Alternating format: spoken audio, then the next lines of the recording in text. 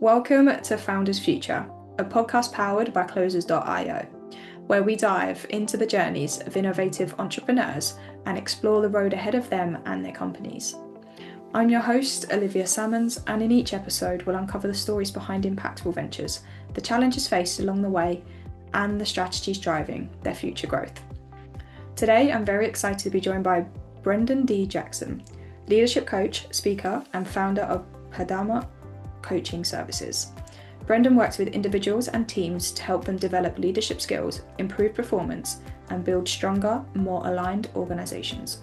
His work focuses on a key idea that leadership isn't just about managing, but about developing people and multiplying results. Brenden, welcome to Founders Future. Thank you so much for joining me today. Thank you. It's an honor to be here. It's an honour to have you here and such a pleasure to be speaking with you. And I'm very much excited to dive in and learn a little bit more about your journey. So, Brenden, with all of my guests, I do actually like to start at the beginning. So if you don't mind briefly taking me back to what it was you was doing before you started up the company, and then from there, what was the motivation behind it? Oh, sure. I can tell you I have a plethora of experience in just in life, period. But my latest job, I'll just start with my latest job. My latest job, I was a director of constituent affairs for the Speaker of New York City, the former Speaker of New York City, and I spent 6 years in New York City Council. I learned so much from that job. I learned the biggest thing I learned from that job was that leadership is not about your title. Leadership's more about your impact, number one, and number two, what's your influence with people. It's also about it's about being in the room, it doesn't matter how you get in the room. Once you're in the room, you belong there. So I learned that from working in my experience in the city council. I love that. And leadership is one of those things, I think it's not a skill that comes naturally to people. So it's very much something some people are often thrown into, just because they're very good at their job. Obviously, they've gone through the ladder. So it's nice that that was a really cool way to describe it, and I hope you're providing them that support. Now, obviously, did you always want to be an entrepreneur as well? Or was that something that just developed as you obviously went through your journey in life? I had never wanted to be an entrepreneur. I'll be honest with you. I never wanted to be an entrepreneur because I used to hear some of the most egregious stories, and I always heard the negative side, and that's the thing. I always heard who I was talking to, and that's the other part of it. Who you're talking to could sometimes change. It could really deter you from your goals. I was talking to people who didn't make it, rather than reaching out to people who did make it. And this is what I talk about with the getting in the right rooms and getting with the right people. Getting in the right rooms, you learn that yes, you have downfalls, but it's how you get to the other side of the downfalls that matter. And so joining, and I can tell you now that one of the best decisions I ever made was joining John Maxwell's team. I am a John Maxwell certified leadership coach, and being in the room with that group of entrepreneurs, and I'll be honest with you, they're so positive. I didn't experience anything like that until I got with John Maxwell's team. I love that. And as you say, it's those right rooms that will influence you, because if not, it's that mindset shift that kind of doesn't allow you to get to the next level and move forward. So I love the fact that you're surrounding yourself with great people. And obviously, John Maxwell is a really cool guy. And we're kind of Oh, here to support that, which is yeah. really sick. Yes, So he is. Brenden, let's dive into the business a little bit more so the listeners can Mhm. have some context moving forward. So when it does So, come to Padam coaching services, who would you say at this point in is your like ideal client? Like who is it that you very, very much love to work with the most? And then from there, how is it you help them? And how would you support them along their own journey? sure, I can tell you now. I have a couple of clients I would love to work with, but the ideal who I'm attracting more along the line, because I really like to help people. And let's just start with that. It's a basic Yeah. what I do. I really like to help people. Who I'm attracting are middle career professionals who are stuck in their career and they really want to get to the next level. I teach them, and I have a program from stuck to unstoppable. It's my relational rise method. So I really like to dive in on why they're stuck. And you Love know what that. it always comes back to, I'll be honest with you? It comes back to alignment. 9 times out of 10, and I uncover it's one of the pain points that I always find when I talk to people.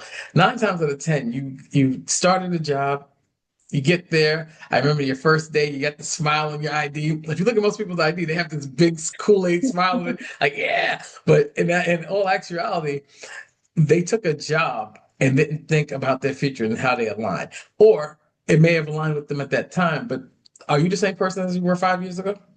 No, I know I'm definitely. not. Yeah. So you 5 years into a job, that your alignment may change. You may have a shift.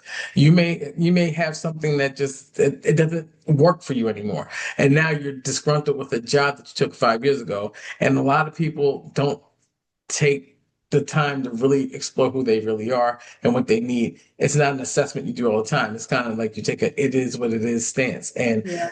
I find that mid-level professionals are the ones who gravitate towards me because they really are in need of help, and I really love helping people. I want to go with it. I want to go where the help is needed.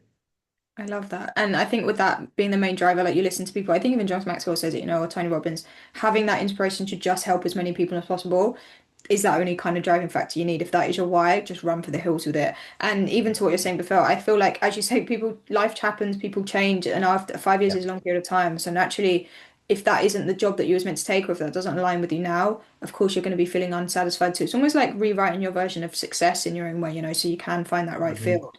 So I take it when you are working with the clients, you're very much like in the trenches with them, kind of running through it day to day, or like what is your style or your approach to it? I don't let up.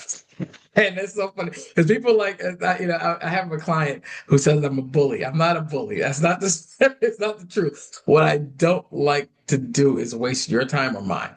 So Good. my style is I'm very loving towards my clients. And she's jokingly calling me a bully, but it's because I don't let her get away with just telling me anything. And I will challenge you on everything you're telling me because I know within you you have an answer. As a coach, it's not your job to give answers. It's your coach to really get the answers out of people and have them realize how capable they really are. And I think a lot of people don't realize their capability and they want you to give them the answer. I Yeah. will not. I am not, and I'll tell you right now, I'm not here to give you answers. I'll tell you, everybody watching, I'm not here to give you answers. I'm here to make sure you are sharp. You're as sharpest tool as you can be. And if that means I'm going to be a little bit on edge with you, I'm going to be. But at the end of the day, if you're really having a tough day, I know how to pull back too. My style is very much care for you. I have 3 kids. I'm very fatherly, so I really care about what happens with you, your business, your life, and I Love it. really want to see you nurtured and move on. But I also want to be very clear. It's not an easy road. What you're asking why you came here wasn't because it was easy. You came here to get some kind of answer, and you're gonna find that within yourself. Yeah, I love that. And as you said, I think the way you described it is the difference between coaching and therapy. You're there to pull those answers out of them. And as you were describing before, when you're in that kind of mid-career transition, whether you're looking to go into leadership or just change careers completely, it is those questions that are going to provoke you and obviously pull a little bit of pain out of you, but you want that coach to do that. And then obviously, as you say, you can support them on the aftermath of it, but we need to kind of drive that and really get them to it. It's almost like a sports coach as well. Like you wouldn't expect if you're playing football or basketball, you got to run drills, you got to do the stuff. You've got your coach screaming at you on the sideline. So it's the same kind of thing, but then obviously the appreciation is there at the end of it because it helps you get to that goal and move forward. But that's a really cool aspect. And I suppose I do want to get into the nuts and bolts a little bit of the business, Brendan, because it is obviously Mhm. a very busy world at the moment. There's a lot of people starting up offers, Yeah. especially within your space. So, like, what tactics are working well for you in terms of marketing at the moment? So, like, acquiring new customers, like, what channels and methods are you really finding most effective in doing so?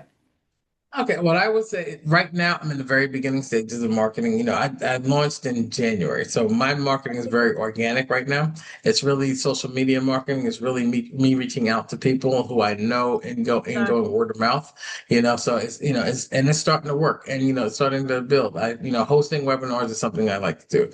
I like to add value. I like to add value. I don't, paying for ads will come eventually, but I like to add value with with my words that I'm speaking. So my social media is talking about, challenging people. Hey, if this is what you're going through, come see me. you know, it is evolving though because I'm not going to just be asking for business. I want to build the value to this, which is something I'm learning now. You don't want to just ask for business. Call to action. I mean, that's great. You always want to have a call to action that's of some kind, but I really want to build value by educating and really going in. So I'm about to get in the trenches. When I say get in the trenches, what does that look like?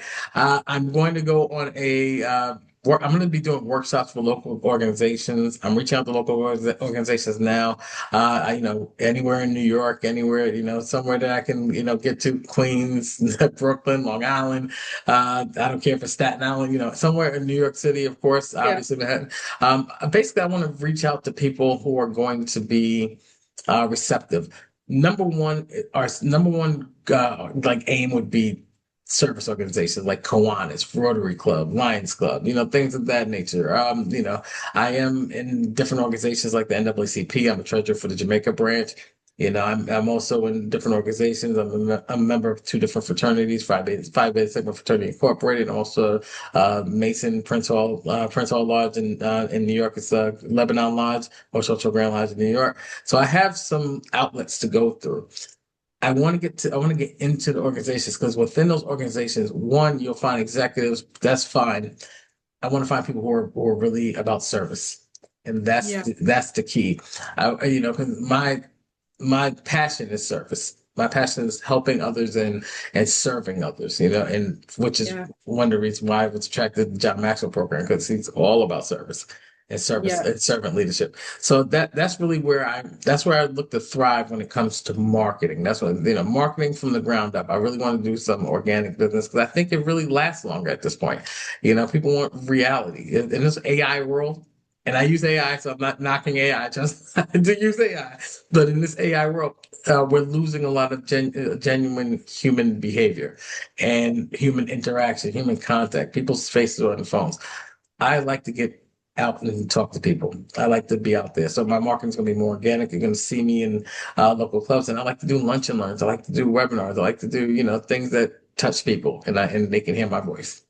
You like to be with the people. And as you say, look, just to touch on what you said right at the end there, people get a lot of trust and obviously vibrations from somebody's voice. They can feel a lot of energy. So it's nice to present yourself, leaning on that, obviously, that big network you have and just getting in the right rooms, speaking, webinars, workshops, wherever it may be. It's a really nice approach, as you say, on that organic front, just getting with the people and having that impact that you're looking for. Naturally, I That's think it. it can be done online as well. So there are ways you can do that, nuances, especially if you are running ads. It's just being tactical and being clever with it.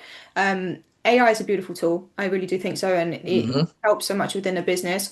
I don't think people can be leaning on it for that front end services like sales or marketing. I still think the human connection is so important because at the end of the day, you are connecting with humans. So you need to lean into that a little bit more often as well. So yeah, I love the fact that you kind of brought that into play and mentioned that, we can't be doing that. We can't be sounding like robots moving forward. And I suppose, Yeah. Brendan, when you think about maybe the next like 6 to 12 months ahead, like what are your visions or your ambitions for the company, Like what are those goals or those milestones that you're looking forward to achieving? I tell you right now, I really need a team, and that's being a solopreneur is exhausting. I do want to expand my team at least. At least I would like to have a marketing team. I would like to have a social media team as well because I get exhausted with doing it. I really just want to coach, and I really just want build the business, and those are. In and of itself, in and of itself, it can be exhausting to do everything is a lot. But what I do want to do for the company, what I do realize is that we are going to expand. We are going to grow. I also want to come out with a podcast. That's the next step is podcast, and I'm also in the process of writing a book right now. So a lot is coming up on that front. I know we're getting more inquiries in clientele. I'm very excited about that. Like very excited about that. But again, like trying to do it by yourself, let's be honest, you need a team. Everybody needs a community. So I'm going to be doing a community. I'm going to be coming up with an app. I got a lot of things going on. But again, I don't want it to be a me. I want it to be a we. I'm very okay with sharing and partnering and collaborations. I think collaborations are the way of the world. So I'm looking to collaborate with a few partner strategic partners, and I think we're going to make a lot of noise in the next year. And I won't give everything away, but like I said, a book and podcast is definitely on the horizon. Cool stuff. So there's a lot going on, as you say. Book and podcast naturally taking up a lot of time.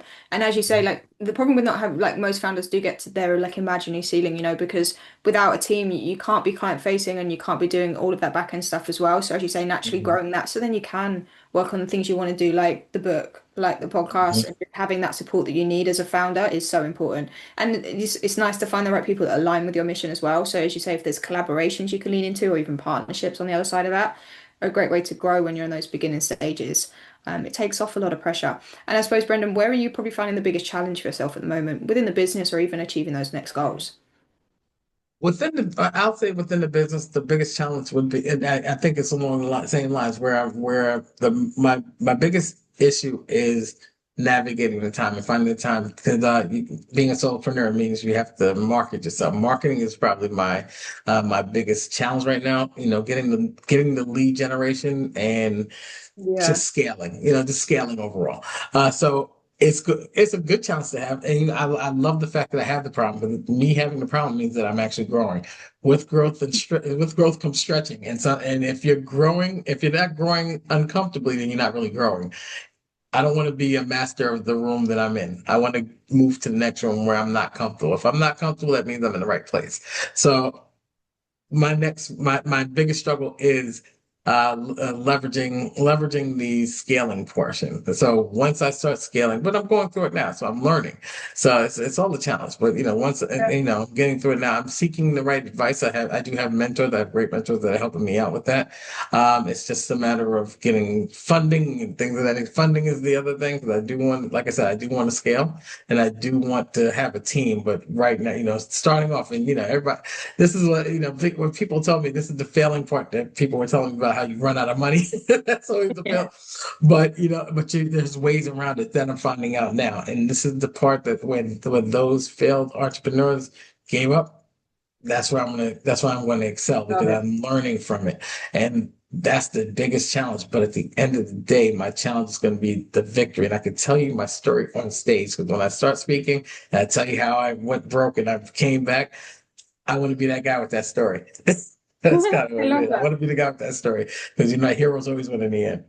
Yeah, I love that. And as you say, like when you are scaling a business, there are so many like pivots you have to make and so many nuances to come into play. It is about kind of taking your time to get and figure out what's right for you. So like leaning on the right advice, but even learning from other people's mistakes is such a beautiful way to do it. And as you say, like rewriting that chapter for yourself, there's no one to say that you can't be that guy that comes back from it and moving on from there. I'm looking forward to see you on a stage and hearing the story, to be honest with you, which is a really cool aspect. And Brenden, thank you so much for joining me today and for sharing your incredible journey and insight with us. Where can our listeners reach out best to work with you or connect with you if they would like to do so? Sure.